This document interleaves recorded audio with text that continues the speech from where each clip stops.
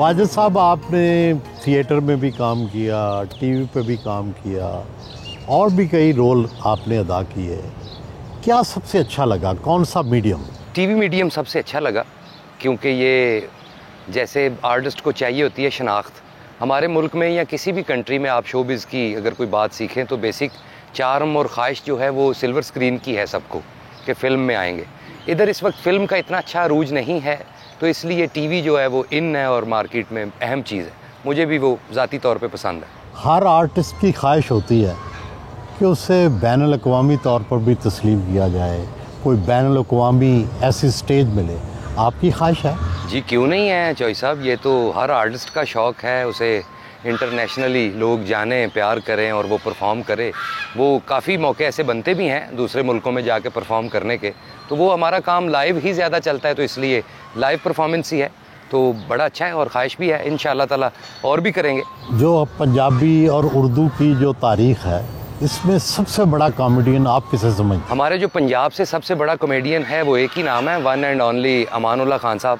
अल्लाह ताला उनको जन्नत में जगह दे, उनके लिए आसानियाँ पैदा करे। बहुत बड़ा नाम था, उन्होंने हमारे पंजाब के कल्चर को कितना अच्छा पेश किया। तुसी देखो ना, माइयां किंज आटा गुनदियां ने, मझ दे पिछे किस तरह जाईदा है, या मझ दी पूछल फड़ के छप्पड़ च किस तरह नहाईदा है।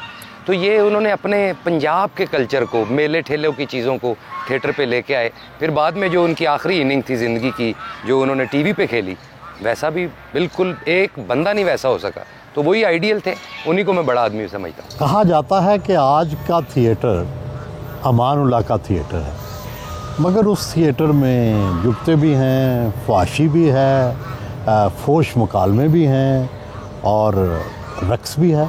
बिल्कुल ठीक कह रहे हैं आप। असल में ये अमानुल्लाह का थिएटर ऐसे हो गया कि जब फ़रदौस जमाल साहब, ख़याम सरहदी साहब, ताया फ़खरी साहब, ऐसे लोग जो उर्दू दान थे और उर्दू को समझते थे, उर्दू और फैमिली ड्रामा किया जाता था, तो उसमें अमानुल्लाह आए। उन्होंने एक पंजाबी का तड़का लगाया, एक कल्चर पेश किया और बड़ा साफ़ सुथरा फैमिली ओरिएंटेड कंटेंट पेश किया।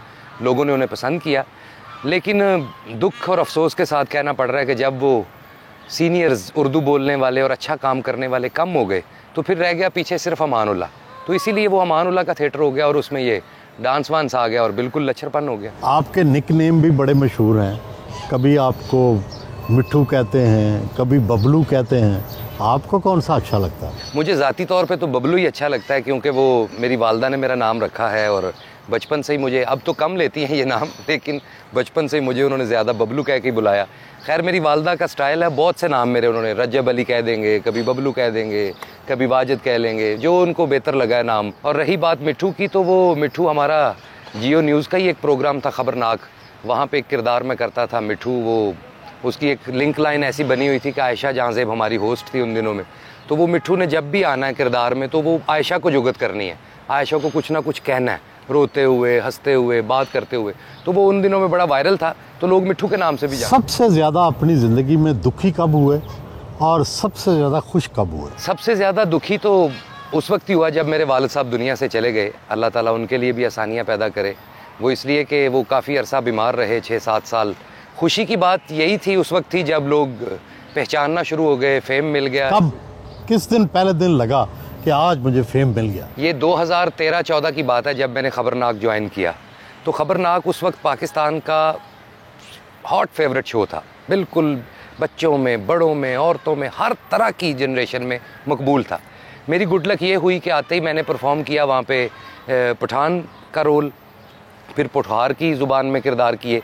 तो वो जो हमारे थे ना दो ये वाले पॉइंट, एक केपी के और एक पोठोहार, ये दोनों तरफ से रेटिंग इतनी बेहतर नहीं थी उस वक्त इस प्रोग्राम की।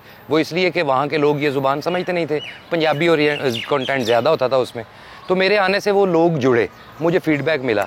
तो वो 2013-14 के बाद मुझे जब लोगों का मिलना शुरू हुए, एक समझिए फेम मिला, इज़्ज़त मिली, तो मुझे भी उसी वक्त एहसास होना शुरू हुआ कि लोग प्यार करना शुरू हो गए हैं, लोगों में एक शनाख्त बन गई। गाना किसका पसंद है? कौन सा गाना है जो अच्छा गाते हैं? मैं गा तो खैर नहीं सकता, लेकिन वो होते हैं ना लोग दो तरह के, एक गाने वाले और एक सुनने वाले। मुझे लगता है अल्लाह ने बड़े अच्छे दिए हैं, मैं दिल से सुनता हूँ। फ़िलहाल मौजूदा दौर में मैं नुसरत फ़तेह अली खान साहब का बहुत बड़ा फ़ैन हूँ। उन्हें हर वक्त सुनता हूँ, गाड़ी में भी, घर में भी, दोस्तों में भी बैठे। उनकी गज़ल, उनकी कव्वाली, उनका गाना, वो तकरीबन उन्होंने तमाम जॉनर्स में काम किया है जितने भी मौसीकी के लिहाज से।